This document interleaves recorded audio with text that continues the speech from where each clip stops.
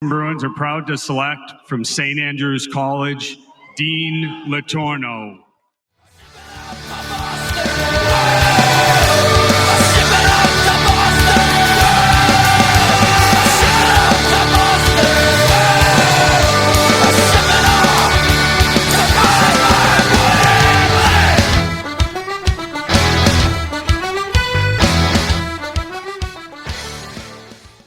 Ladies and gentlemen, welcome back to another edition of Drop the Mitts Hockey Podcast. And today, I know Bruins fans are going to love this episode. We've got former member of St. Andrews College, Boston College Eagle, and most recently the 25th overall pick in this past draft to the Boston Bruins, Dean Latorno. How you doing, buddy? I'm doing good. How are you? I'm doing good, man. Can't thank you enough for coming on and taking time out of your Sunday. I'm fired up to have you here. Man, how's the summer been going? What kind of things are you doing, to kind of pass time when you're not training or on the ice? Yeah, I mean, the summer's been good. For me, my summer, I enjoy it just because I am training. I'm on the ice like 4 times a week. I'm in the gym. That's kind of all I've been doing. I don't really have too much off time. When I do, I'm kind of just at home with my family, maybe playing some video games, playing some basketball. But I like training, just getting better every day. So that's kind of what my summer's been like so far. What's your go-to game? We just kind of got Madden right now. I've been playing some of my career on Madden. I'll play my brothers in some NHL, just kind of the sporty games. I know you got to be fired up for the new NCAA and Madden coming out. I think the NCAA comes out Friday, and then Madden's not too long after. Yeah, I heard it's coming out. I need to get a PS5 so I can play that. Dude, for sure. Cool. I'm a PS5 guy, and I was an Xbox guy, and I'll never go back. I mean, there's nothing like PlayStation, dude. But yeah, man, you'll be a member of Boston College this season, right? I mean, that's from what I was reading. A team with some serious talent, man. New talent coming in, returning talent, guys like Ryan Leonard, Gabe Perreault. Man, have you gotten the chance to skate with those guys yet? Have you gotten to kind of walk around the campus and just kind of get the lay of the land? I've been only to the campus for my visits. I haven't been down yet this summer. I missed like the 2 sessions they've done at the start of the year. I missed those. But at the Bruins development camp, I was with Jelvik and Gasso. Yeah. So I got to skate with those guys and talk to them. They're really nice guys. So they answered a lot of my questions, and I'm looking forward to playing with them this year too. Yeah, man, they're two beauties too. I mean, those guys are hell of players too. Yeah, you mentioned what was it like getting to know those guys? Getting to skate with. I mean, you skated with all the Bruins' top prospects. What was that like, man? Yeah, it was good. Just to kind of be out there with different competition. A lot of people were waiting to see what I was like at development camp, and I thought I showed pretty well just skating against those guys. So I thought it was really good for me to get out there and show my skills. You had some silky mitts out there too. I saw a couple videos, man. I was like, "Woo!" Thank you. Yeah, man. How fired up are you this year to play at Conti? Did you get the opportunity to see any games played last year? Obviously, it's a crazy atmosphere there. Yeah, I didn't get to see one last year. I visited 2 years ago. I got to watch one there, and it was pretty crazy atmosphere. Yeah. So I'm looking forward to playing there. Now, man, what went into that decision to choose BC? I mean, were there any other schools that were kind of in play, or was it as soon as you kind of walked on, saw BC's campus, you kind of fell in love? Were there any other, schools in play? The only other schools was Harvard and BU. I knew I wanted to stay in the Boston area, but it was basically just BC's campus. Their facilities, it was kind of unmatched. Their campus kind of felt more like St. Andrews campus. So I just saw myself being there for the next couple of years, and that's ultimately what made my decision. Yeah, 100%, man. I mean, obviously, we mentioned earlier, BC, they're going to be on a lot of people's radars this year, returning a lot of talent, new talent coming in. I mean, I would assume they're going to be top of the rankings. What can BC Eagles fans expect out of you, your game on the ice? What areas of your game do you take most pride in, as well as some areas that you're really trying to dial in this summer? Yeah, I mean they can expect a guy coming in that wants to win. I mean I'm going to do everything I can to win. So I mean the thing I kind of take pride in the most for me is just I mean as soon as I get on the ice, the only thing I care about is winning. So I'm going to do whatever it takes. And the one thing I've kind of been trying to dial in is make sure I'm keeping my feet moving, keeping my speed, getting faster, and getting a little stronger this summer. So that's kind of what I've been focused on the last month and a bit since I've been home.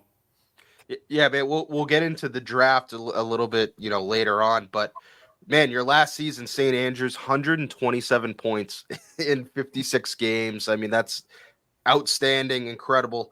Are there any players, current, former, in the NHL that you kind of see a little bit of yourself in, or try to emulate your game after? Yeah, I mean, I try to model my game after Tage Thompson. It's the big, tall centerman with skill. I mean, the thing with him, I like watching his puck protection. So that's something I'm trying to work on for me too. Is just he's a big body and the way he protects pucks. I'm trying to emulate that as well.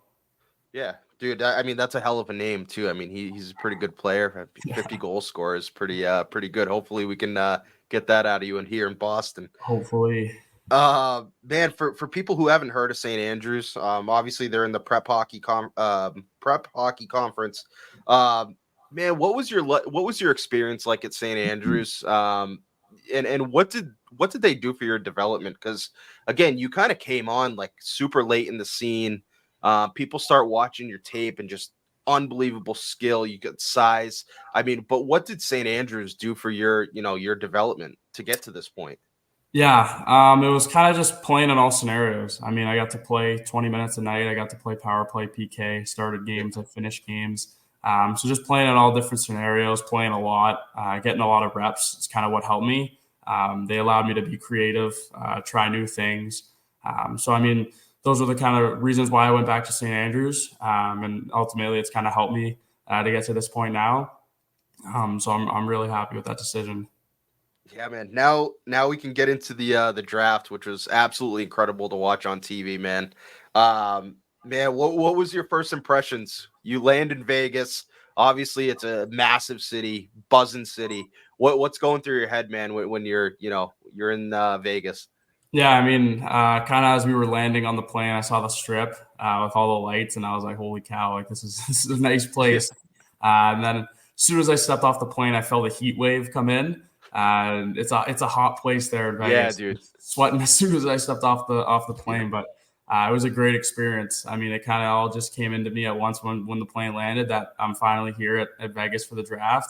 But it was a surreal experience.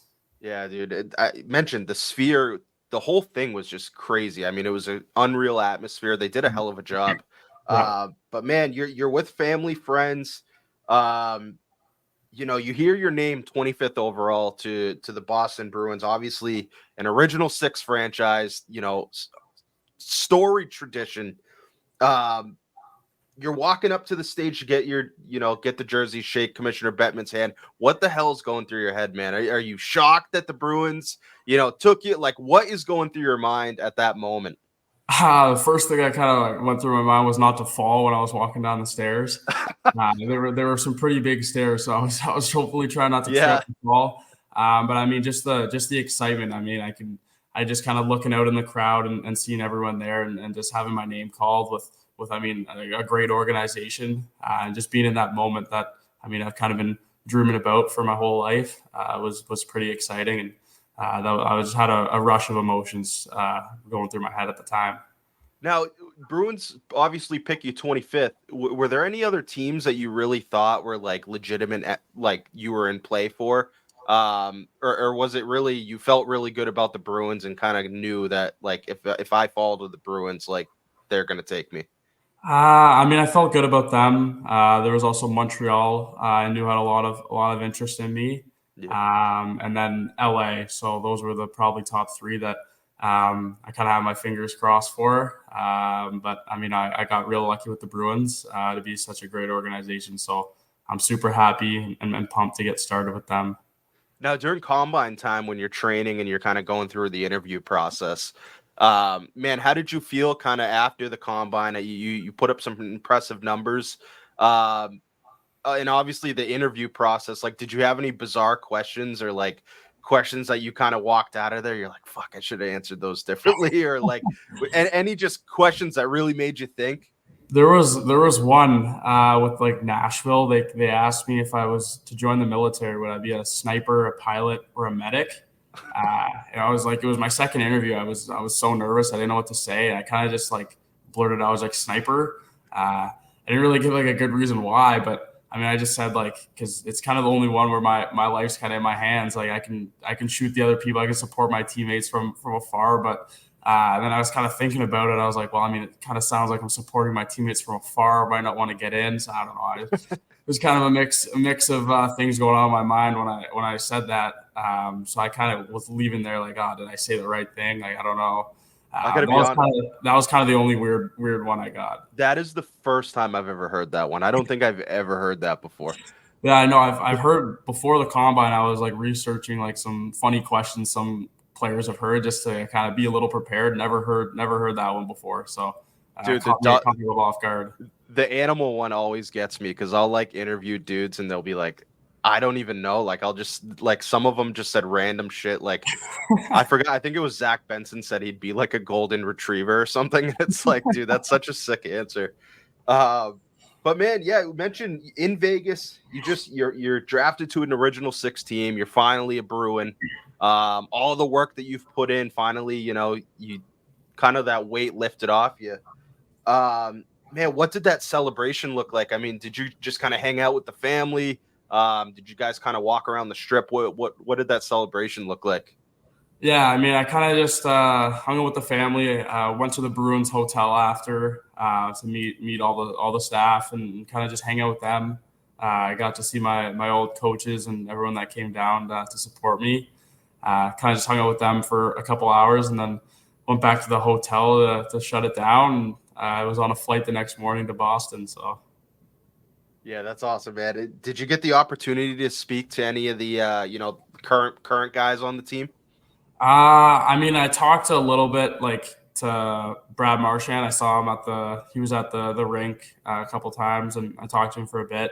I got a text from McAvoy after I got drafted. Just he's a Boston University Terrier, so I mean, he was kind of saying that he won't hold it against me that I'm going to be an Eagle. But then I saw Swayman. So I saw a couple guys when I was there. Awesome, man. And we mentioned earlier development camp. Obviously, there's a ton that goes into it, right? On the ice things, off the ice things. What were some of your biggest takeaways from that week? I mean, you got so much. You mentioned you're on a plane the day after you're drafted, right? And you got so much going on, so much going through your head. But what were some of the biggest takeaways from that you took from that week? Yeah, it was just making sure like you have a high compete. All the guys there are competing for a job in the NHL, and you don't want to kind of get your spot taken. So just compete your hardest every time you're out on the ice. Battle hard. Those are kind of the biggest things that I took away. Just how strong those guys were. How hard you have to compete, and those guys aren't even in the NHL right now. So when you play against those guys that are in the NHL, it's going to be even more. So just kind of learning that right now, I think will help me for the future. No, what about like off the ice stuff? Is there anything? I mean, obviously, I know they really try to kind of harp the diet, nutrition, all that. Was that something that was kind of new to you? I mean, all that information that you're trying to take in. A little bit. I never really had like a nutritionist before. Yeah. I mean, we got a little lesson on nutrition, so I've been taking some of that in and using that at home when I'm cooking or when my dad's cooking. They talked a lot about like sleep and recovery, so that was a little new for me. I mean, I've always been a good person when it comes to sleep. Never really stayed up too late, but just kind of hearing that and how important that is for your recovery was good to hear. So I mean, there's a couple of those type of things that I learned when I was there. Awesome, man. Listen, I cannot wait, obviously, to have you here in Boston. I'm going to be catching some games at Conti for sure, and I'll be rooting for you, buddy. Can't thank you enough for taking the time out of your Sunday to join us here. Wish you the best of luck this year, man. Yeah, thank you very much for having me. I really appreciate it. Of course, man. Take care. You too. Bye-bye. Bye. Ladies and gentlemen, that was Dean Latorno, the 25th overall pick in this year's NHL draft to the Boston Bruins. Man, what an interview. That was great. Great to talk to him, catch up with him, see what he's doing this summer, on and off the ice things. We mentioned that he just got back from Bruins development camp, his takeaways from that, as well as, his expectations for Boston College this year. We mentioned that BC is going to be one of the top ranked schools in the country, as far as hockey goes. They're going to be competitive. They did lose Will Smith. He signed his entry level deal with the San Jose Sharks, but they're returning some pretty goddamn good talent. Ryan Leonard, you got to think, is going to be a Hobey Baker finalist, as well as Gabe Perreault. And he mentioned during the interview getting to talk and chat with fellow Bruins prospects Andre Gasso and Oscar Yelvik, two other phenomenal players on that BC team. And again, you got to think that this BC team is going to be one of the favorites to win a national championship. Returning as well, their goaltender, Jacob Fowler, Montreal Canadiens prospect. So he seems really excited for the year. He couldn't have been more excited to be drafted by an original six team. Just the smile on his face when we, and you guys will be able to see this on the YouTube video as well. Just even the memory of hearing his name called by the Boston Bruins. He mentioned a couple other teams, Montreal being one of them. And he seems fired up to get started. He'll be in Boston a little bit later in the summer to do some skates with BC. But yeah, it was great catching up with him. And I think, again, at 6'7", he's going to really develop over these next couple years. I think the Hockey East, no better place to, develop his game and really kind of come into his own body and just be able to, improve his game. He mentioned he wanted to improve his skating. And I think even in just watching the tape on him, the NHL comparison, during draft time when all the experts and whatnot was Tage Thompson, and to hear him actually say that he emulates his game after a guy like Tage Thompson is really encouraging, especially, Bruins fans are going to love to hear that. And that's a hell of a player to try to emulate your game after. So again, that was Dean Latorno, hell of a kid. We did chat offline and hopefully we'll be able to catch up with him during the season. See how the Hockey East is treating him, how BC is treating him. So yeah, we're excited for that.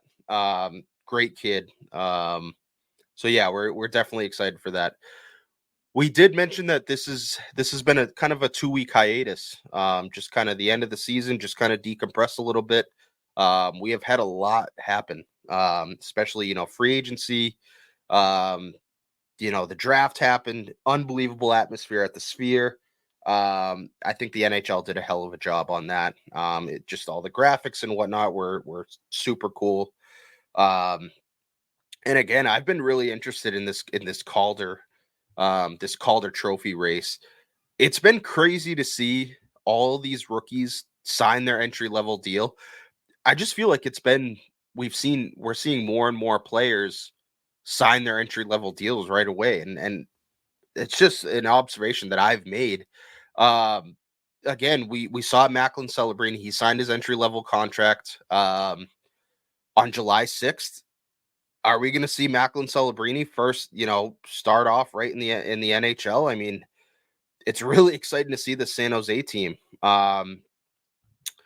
Celebrini signs his deal on the 6th, and then 4 days later, they also signed their second first round pick in Sam Dickinson, the London Knights defenseman. He signed his entry level contract on July 10th. From NHL.com, it's saying that they're expecting him to play for London this season as well. I think San Jose won the draft, to be honest, with these two players. I love Sam Dickinson as a defenseman.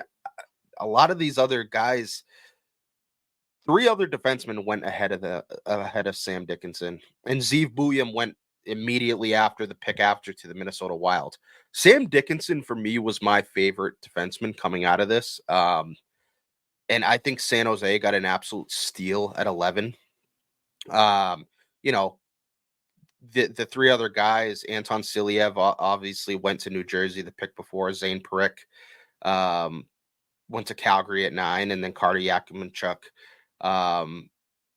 obviously to the Ottawa Senators at 7.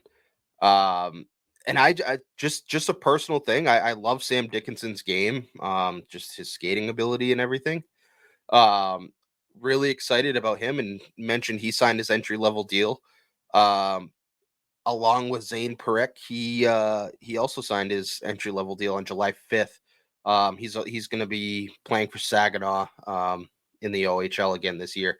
But to get back to my original point, just seeing all these guys sign their entry level deals. Another guy, number 2 overall pick, Artem Levshinov. I was really high on him all year. Got the opportunity to watch him play at Conti Forum against Boston College. Obviously when he was with Michigan State, I loved his game. Just he's tenacious. He's going to be a hell of a right-hand defenseman, right shot defenseman for the Blackhawks, and he's just going to bolster this D-corps. And it seems like that's what Kyle Davidson is trying to do. They've got a lot of really good young defensemen coming up the ranks. Alex Vlasic is a young guy as well. He was formerly of BU. He's come into his own as in my opinion, one of the top 5 shutdown defensemen in the NHL at this point in time. I'd even go out on a limb to say that he is top 3. I'm sure some will disagree with that, but I love his game. And again, just getting back to Artem Levshinov, adding to this D-corps. I mean, I love Ethan Del Mastro. Sam Renzel is another guy that they selected last year, who I love his game. He's been playing really well at University of Minnesota. He's going to be a guy that's going to play a role in that D-corps. Love this pick by Chicago. I think prior to the draft, a lot of people were wanting a guy like Ivan Demidov, who ended up falling to 5 to the Montreal Canadiens. But again, I think this is the safe pick here. I think this really solidifies this young D-corps. Obviously, they're going to develop, and there's going to be growing pains. But I really like this pick by Chicago. I think this was a safe option. I think Levshinov's game, Blackhawks fans are going to love him. And funny enough, in talking about all these rookies, it got me down the rabbit hole of looking at the Calder Trophy predictions. And obviously, I've looked at a couple different platforms. Looking at the odds for the Calder Trophy, and Matvei Michkov obviously leads the way. He was drafted last year by the Philadelphia Flyers. Right now on DraftKings, he's plus 450. And obviously that's a good price, and he deserves to be the favorite. I think he's going to be a hell of a player, and I really like what Danny Briere is doing there. A lot of people, I think, are questioning the pick this year with Jet Luchenko, but according to Danny Briere, he was their guy all along. He traded back, and obviously he ended up getting his guy in Jet Luchenko, and I always respect, when GMs kind of zero in on a player. They love players' game, love the personality and whatnot, and are bold enough to stick with their guns and make the pick. And I can respect that. Obviously, Danny Briere sees something in Luchenko, and he does have Michkov coming up the ranks as well. He's going to be playing with the Flyers this year, and we mentioned plus 450 on DraftKings, and just kind of going down the list. They've got Macklin Celebrini, obviously number 1 overall pick this year to San Jose, at plus 500. Another good price. You got to think that he's going to light it up this year. Will he play on a line with Will Smith? Obviously, they also bring in a guy, Tyler Toffoli, who I think is going to, granted, who are they going to put him with? I don't know if maybe they put the two rookies together with a guy like Tyler Toffoli, or if they split it up. We'll see how that goes.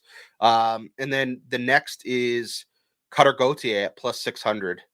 Another guy who is going to be playing for the Anaheim Ducks this year. Curious to see where, kind of, again, with all these young guys that Anaheim has, they have a really exciting young core, adding to guys like Troy Terry, Trevor Zegras, if he does end up staying in Anaheim. But again, I would like to see a guy like Cutter Gauthier kind of slide on the line with Leo Carlson, maybe Troy Terry on the wing as well. That could be an exciting line to watch. And then next on the list is my personal, friend of the pod, my Calder Trophy. I've already got a bet in on him. Is Logan Stankoven to win the Calder Trophy next year. He is still going to be eligible. He's going to be classified as a rookie. He didn't play in enough games. Mentioned he was the 47th overall pick in the 2021 draft.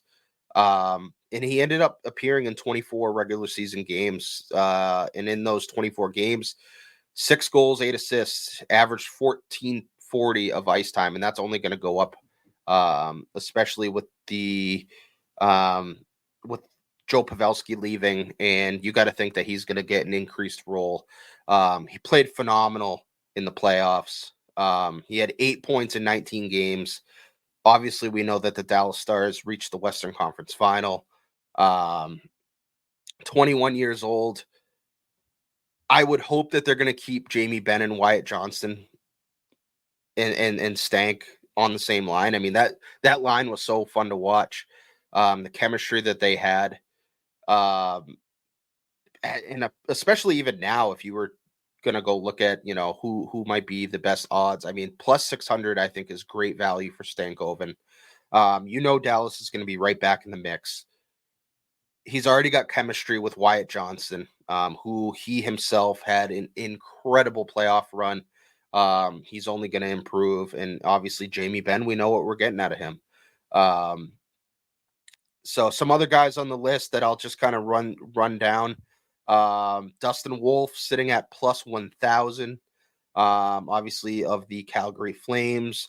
Former BU defenseman Lane Hudson is sitting at plus 1,000. Obviously he's going to be playing for the Montreal Canadiens this year. Really excited to see his game. We saw how dynamic he was in college. Just his skating ability is second to none. How crafty he is. Really excited to see him suit up. I would hope for the Montreal Canadiens this year. Yaroslav Askarov sitting at plus 4,000. As well as Maverick Bourque at plus 4,000. Jesper Wallstedt at plus 4,000. And then the next, Fabian Lysell, plus 5,000. I think a lot of Bruins fans are really getting excited for this year. And I'm curious to see if Fabian Lysell is going to make the jump this year. The opportunity is definitely there. There's no doubt about that. Obviously looking on, shout out to our boy, Mike Sullivan. Did the lines out yesterday, potential Bruins lines. Obviously having a Bruins guy on the pod, we gotta get our Bruins talk in there. But Mikey had some interesting line combinations, and I think honestly they make sense. Why Sweeney has kind of left that second line wing spot open. And I'm hoping that it's to give an opportunity to one of these young guys. And I think the first that should get an opportunity is Fabian Lysell, because let's be real here. I think the time is kind of ticking on this kid, whether or not it's going to pan out in Boston or not. We mentioned, Mikey has Zacha, Lindholm, Pasta. I think the addition of Elias Lindholm certainly solidifies that 1C spot. And I'm really excited to see what he can do with a guy like David Pastrnak. And I'm even more excited to see that Pavel Zacha, where I think his biggest strength is playing the wing. He did a fine job at center. There's no doubt about that, but I just like Zaka more on the wing. I think the chemistry between him and Pasta is second to none. They've obviously got the Czech connection. Um, and then adding a guy like Elias Lindholm, again, a two-way center, and it's going to allow Pasta to kind of play his game and put the puck in the net. The second line, this is the most interesting. Brad Marchand, Matthew Poitras, who is coming off injury, did attend Bruins Dev Camp and looked good. And we mentioned Fabian Lysell sitting at plus 5,000, getting an increased role.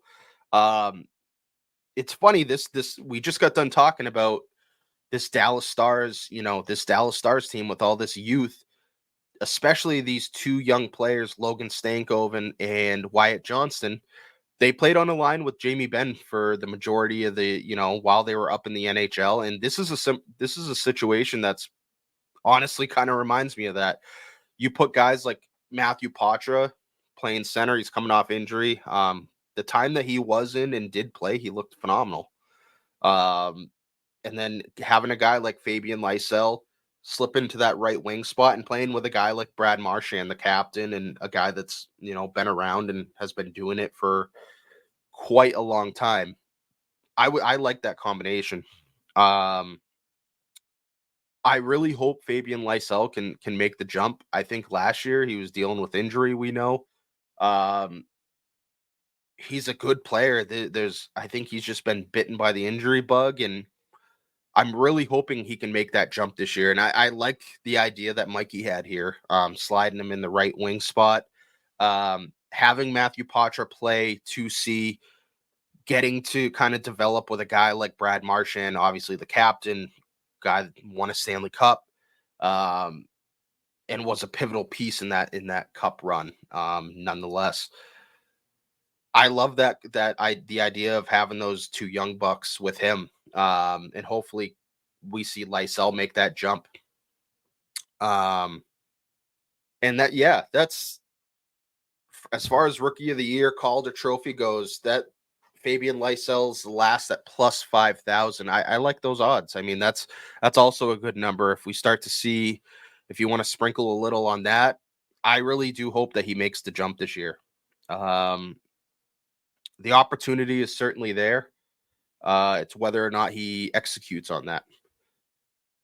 And yeah, some other news though, kind of going back to the college, talking college hockey. I mean, we're only a couple weeks post Stanley Cup, and my God, do I miss hockey. The draft kind of, pepped me up a little bit. Free agency was absolutely insane. But definitely already miss hockey. I should have mentioned earlier, there was news. Obviously, we were talking about Boston College. Ryan Leonard has decided that he's going to return to school officially. I think the announcement had already come in, but with the signing of Will Smith, there were definitely questions whether or not Lenny was going to return. But he will be playing for Boston College this year. He wants to play, in the World Juniors again. And he's going to get the opportunity to do so. It's going to make this Boston College team even more lethal. I mean, he attended Washington Caps Dev Camp, looked phenomenal. So definitely excited for that. Ryan Leonard's return. We know Gabe Perreault as well is going to be playing for Boston College this year. So yeah, that was something I should have touched on earlier. And kind of just going down the list, the most recent, free agent signings, the main ones at least. I mean, the Steven Stamkos, you guys all know about that, signing with Nashville. That was a hell. Nashville has had an incredible offseason. Barry Trotz is not messing around. So that has been, it's been a crazy offseason. I think things have kind of died down since July 1st, obviously. And yeah, we're going to continue to bring you guys, weekly interviews. Mention that taking a couple week hiatus just to kind of, settle from the season and kind of just get your mind right, and I think I mentioned it in the announcement that we were having Dean on.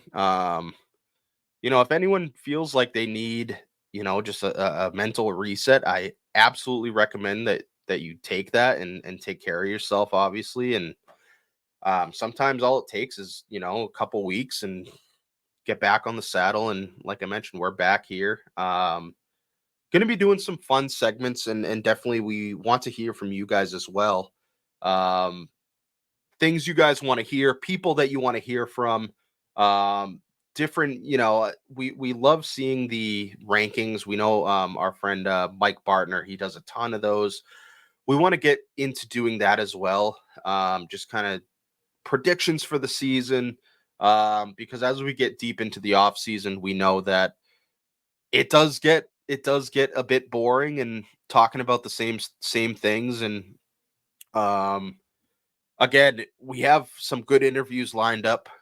Just a matter of timing and figuring those out, getting the logistics down. As well as, I did start a new job as well. So kind of just getting into the routine. Did get a job at Sparks Hockey. Shout out Sparks.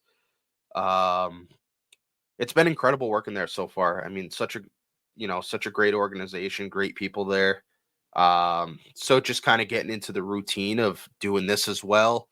And figuring out, timing of everything and bringing you guys the best content possible. So yeah, if you guys listen to this through and through, definitely want to hear from you guys. Want to know, what do you guys want to hear? Different segments, things that we've done throughout, God, we're 49 episodes in. Next week is going to be our 1 year of Drop the Mitts, which is crazy to think about. It's been a hell of a ride. We have taken, a week off here and there. I think every kind of podcast has those times where you just kind of need a little reset. And it's been a hell of a ride, though. With it's been myself and also Nicky Tedisco, and he's been a pivotal piece of this. So him and I continue to, chat every day and try to figure out ways to improve this and bring you guys great content. And he's the creative one, so he's always coming up with different ideas, and we hope to only improve. So again, you guys heard from Dean Letourneau, the 25th overall pick in this past draft to the Boston Bruins. We talked a little Calder Trophy, talked a little college hockey, talked about how much of a wagon BC is going to be. And yeah, so again, thank you guys for, always supporting and listening. Even those who troll, which we have had our fair share of those, we appreciate the feedback always, positive or negative. It only helps us. So again, that kind of wraps up episode 49 of Drop the Mitts Hockey Podcast. Stay tuned for some phenomenal episodes coming up. We've got some other 2024 NHL first round picks, other guys that got drafted as well. Some old guys that we've had on the pod are going to be returning as well. We'll keep that kind of sealed a little bit though. And yeah, we love you guys. We cannot thank you enough for all the love and support. And we will see you next week. Take care, guys. Love you guys.